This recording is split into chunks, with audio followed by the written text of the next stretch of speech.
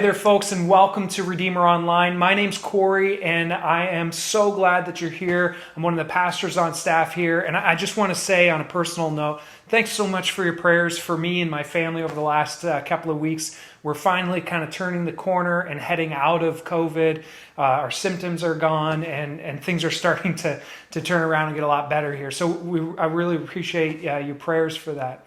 You know, here at Redeemer Online, it's our mission to help the physically scattered church to digitally gather and to grow as disciples of Jesus. And if that's something you're interested in, kind of growing as a follower of Jesus, then, and if you haven't done so yet, then I really want to encourage you, hit that subscribe button down below, as well as that little notification bell and maybe even the like button, because that will let you know whenever we put out new videos, and it'll let us know that you're here. And we're really glad that you're here.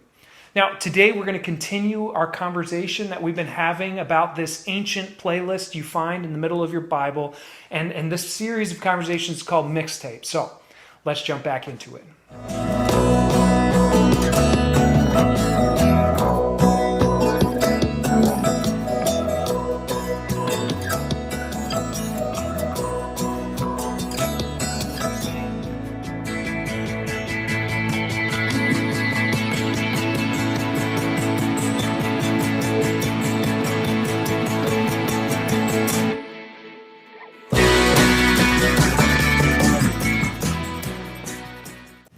So here's the song we're going to look at next in this series.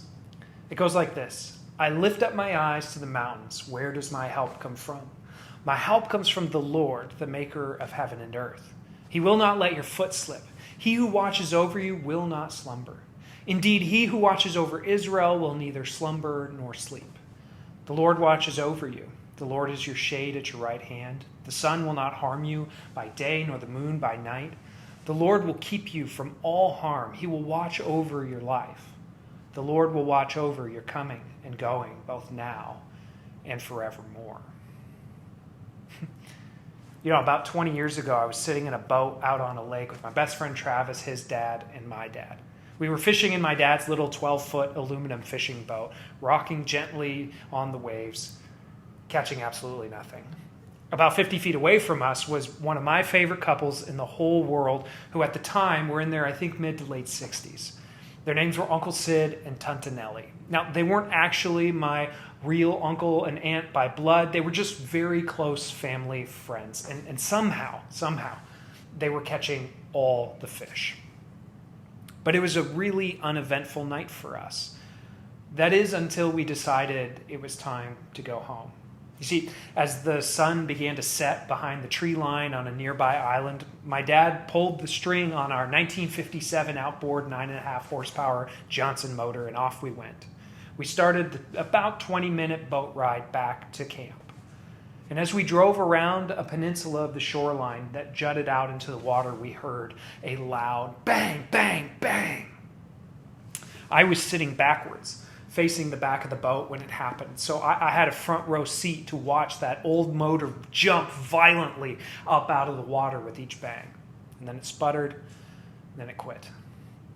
Evidently, we had hit a rock shelf that was about 6 inches underneath the surface of the water. My dad tried to get the motor going again, but it wouldn't start. So we started paddling. And let me tell you, a 20-minute boat ride is a much longer paddle ride. And as we paddled and floated, we were constantly trying to look around for help. I mean, the sun had gone down, the temperature had started to go down. Most boats had already made their way back to their resting places. And this was during a time before we carried cell phones with us, and we didn't have a radio or a walkie-talkie. And so the question was looming, where would our help come from?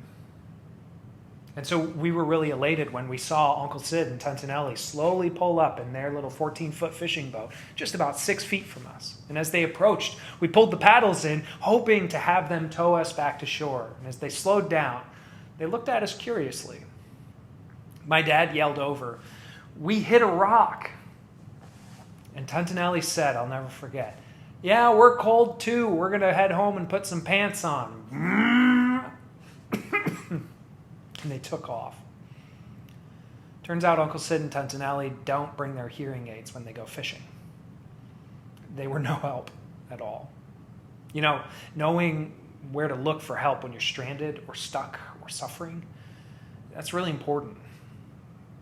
In this series called Mixtape that we're doing, we're looking at these songs that give honest expression to the human experience. Songs that give expression to our fear, our doubt, our hopes, and our joys. The stuff that we're excited about and the stuff that absolutely terrifies us.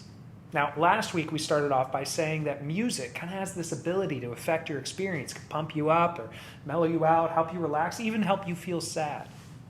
And it's been doing this for a really long time. For instance, in the very middle of the Bible is this ancient mixtape of sorts called Psalms. And it does that very thing in each song. It gives honest expression to the human experience.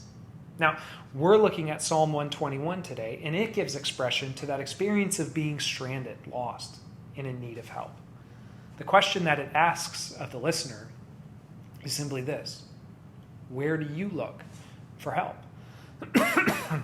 Now, for the opening line of our psalm, it says, I lift my eyes to the hills, and that prompts the question, where does my help come from? And the reason for that is because from the writer's perspective, sometimes you need help in the hills. See, for the psalmist, the hills he's referring to are physical places. They represent the journey for every Jewish person who's heading to Jerusalem, which was their capital city and the place that they traveled multiple times a year for feasts and festivals. Now, what you may not know is that the journey to and from Jerusalem was treacherous.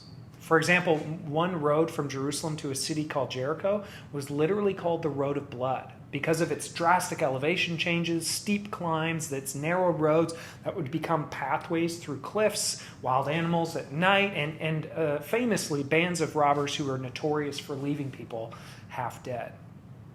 The Road of Blood was so dangerous that during the reign of the Romans, they started posting military checkpoints every so often on the road in order to try and police the criminal activity.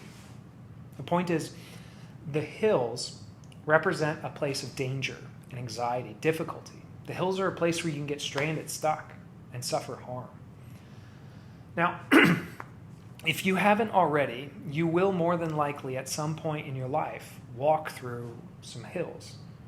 And the question that this song poses is that when you do, where does your help come from? Where will you look for help? I mean, it's one thing to ask Google about, I don't know, how to change your brakes or cook the perfect steak or kind of fix a leaky faucet. But what about life in the hills when you're looking for direction, community, identity, when you're sorting through whether or not there's any purpose in the midst of your pain or in life and existence at all? I mean, what about when you're in need of good wisdom to build healthy relationships or discover your personal passions or figure out what your gifts are? I mean, Google's not going to answer those questions very well for you.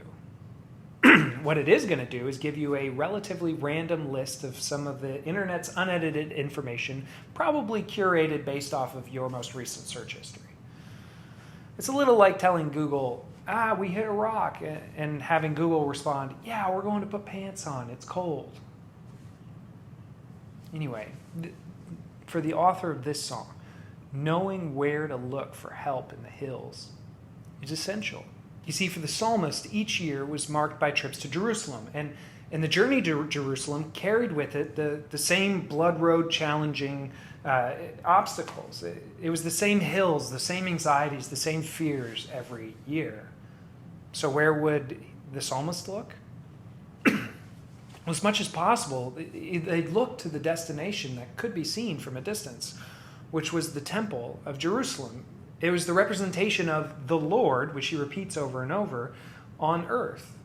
You see, for the average person back then, the temple carried with it a tremendous sense of strength and safety, salvation. I mean, it held the Ark of the Covenant. The literal presence of God dwelled there throughout history. Catching a glimpse of that temple was enough to evoke a sense of strength and safety amidst the hills on the journey for really two big reasons. One, it was because it was a reminder of God being the creator and therefore ruler of everything, including the hills and whatever happens in them. And two, the temple was a reminder of God as covenant keeper.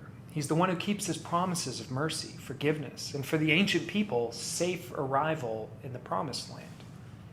So let's kind of break those two down, and we'll start with the first one, creator.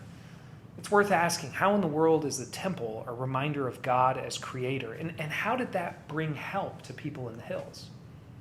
Well, first of all, why it's a reminder as God as creator. The actual physical construction of the temple was modeled after the description of creation in Genesis 2. You see, in Genesis 2, the author describes the original paradise where God dwelled with humanity in three main parts. He talked about the garden, part 1, and then there was the east of Eden, part 2, and then there was this river that flowed from Eden, splitting into 4 headwaters that watered the whole earth, part 3. The temple was also constructed in 3 parts. There was the court of the priests, which contained the most holy place where God met with people, part 1. There was then the court of the women, not just for women, but for all Jews. Only Jews could go there. That was part 2. And then there was the court of the Gentiles, which was available for any person on earth to enter. That was part 3. You see, the structure of the temple was constructed to mimic the structure of creation. And if you go back and read the ancient instructions in the Jewish scriptures for how to build and decorate the tabernacle, which was the pre-temple temple, you'll notice that there's a really heavy nature theme throughout. It's filled with images of pomegranates and ornate fruit, and everything's made of gold and natural precious metals and stones, as well as the whole thing being constructed out of wood. I mean, if you had to pick a theme for the temple, the theme would be garden. The whole temple was designed to resemble this natural garden-like heaven on earth experience, to communicate that God is the creator of heaven and earth. Now, why is that comforting to a traveler in the hills? Well, because it means that if God's the ruler of all creation, it means he's the ruler of what's going on in the hills. He has complete control. He won't cause your foot to slip. He won't let the sun burn you, nor the moon by night, which is really just a way of saying he's going to keep watch over you constantly. And you can be sure that if you encounter any danger, then that danger is within his grasp and control. Now, how does that help? Well, it can give you perspective during painful seasons. It means that your pain is not without purpose or without context or without opportunity to learn and grow when it's understood in a greater picture of a God who's in control. And when you're surrounded by the one who's in control, you can feel more secure and strong. That's why looking to the temple was helpful. Even the pain and suffering I feel is not meaningless. The hills are ultimately a part of God's picture as well. God could be working a greater purpose in the midst of my pain, perhaps to soften me or strengthen me or to draw me back to him, to help me grow in wisdom. I don't know. But the point is, the temple was a reminder of God as creator, which is God who's in control, which means pain is not without purpose. Secondly, a glimpse of the temple was a reminder of God as covenant keeper. Now, covenant is just an ancient word for a relational arrangement or contract. It was the terms and conditions of a business agreement. The covenant that God made with the Israelites was that he would be their God and they would be his people, and he would use them to bless the whole world. And if they followed his decrees and kept his commands, he would surely bring them to the promised land, to a place of flourishing. It was a if you will, I will type arrangement. And so following God's laws was how he was going to keep them from slipping into sin, keep them from harm. God would watch over them and care for them. He never slept on the job. He never dozed off. He was vigilant. The relationship then found its expression in temple sacrifices. God instructed the Israelites to make sacrifices for sin or sacrifices to atone for wrongdoing or sacrifices for thanksgiving. And all of those sacrifices happened at the temple. You see, the glimpse of the temple was a reminder of the God that you had a relationship with, who kept his promises, cared for his people, the God who came through even when you didn't. Now, how does that help in the hills? Well, when you're walking through the hills, it's comforting to know that God's got your back. He's going to see you through, even in the worst of life. You know the end of the story. You're going to reach the promised land. It was in getting a glimpse of that temple that reminded those Jewish travelers of their covenant-keeping and creator God that would get them through the hills in life, when I lift my eyes up to the hills, I don't have to wonder where my help's going to come from. I don't have to wonder about my direction in life. I don't have to wonder about the pain. I don't have to wonder about my anxiety. I don't have to wonder about my fear. I don't have to wonder about my regrets and my mistakes. I don't have to wonder about my identity. I don't have to wonder about my lack of community. I don't have to wonder about my purpose. I know where my help will come from. It comes from the maker of heaven and earth, the one who made it all, made me, and made the hills I'm trudging through right now, and he's going to see me through.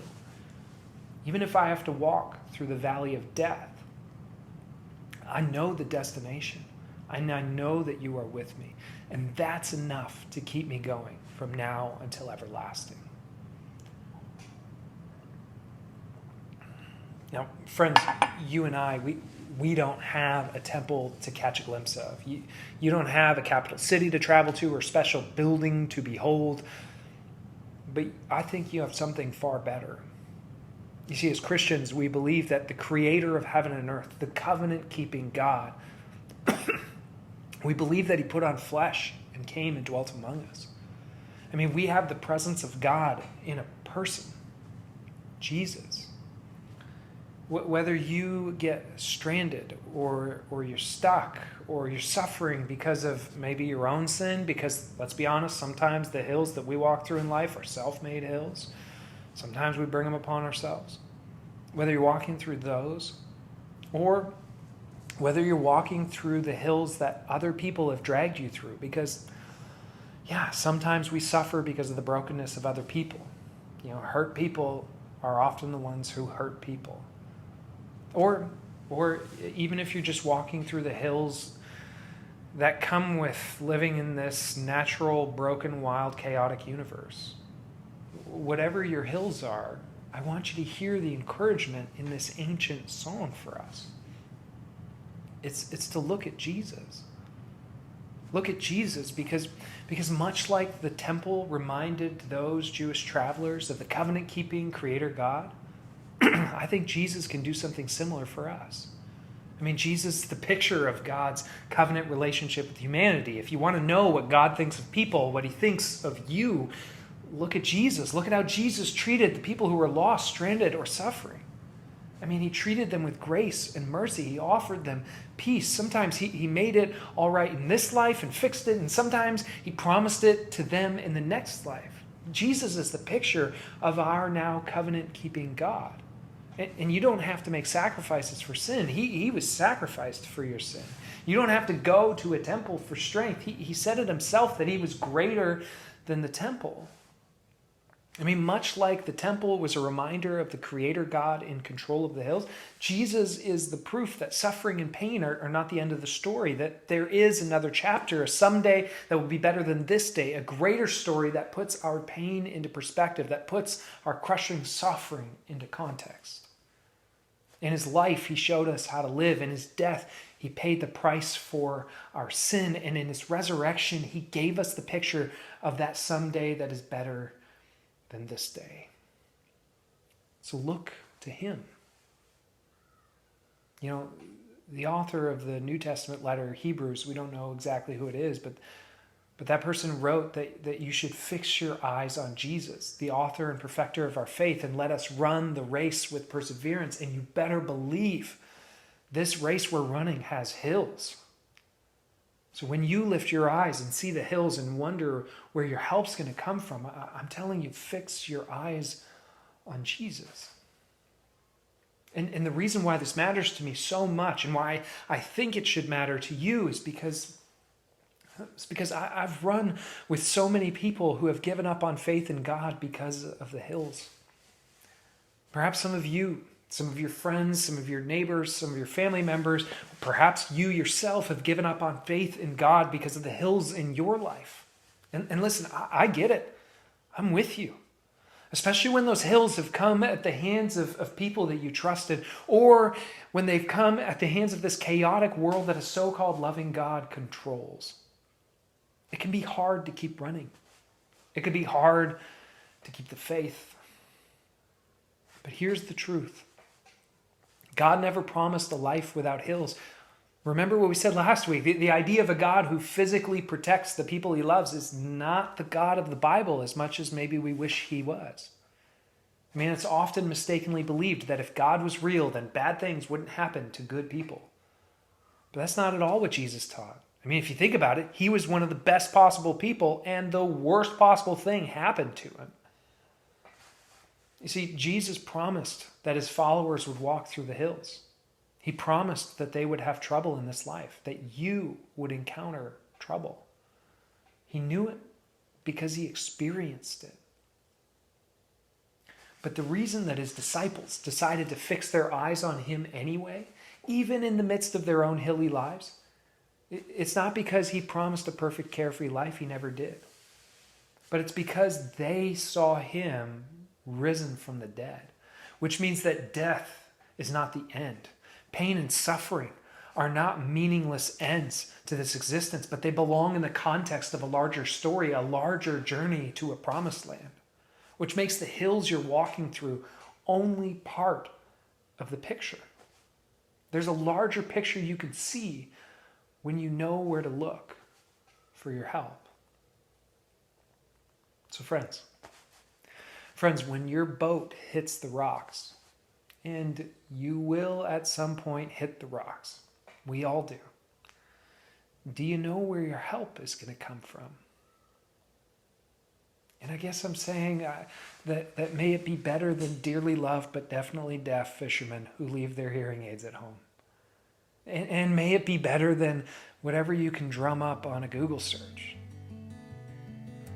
May it be Jesus. Look to Jesus.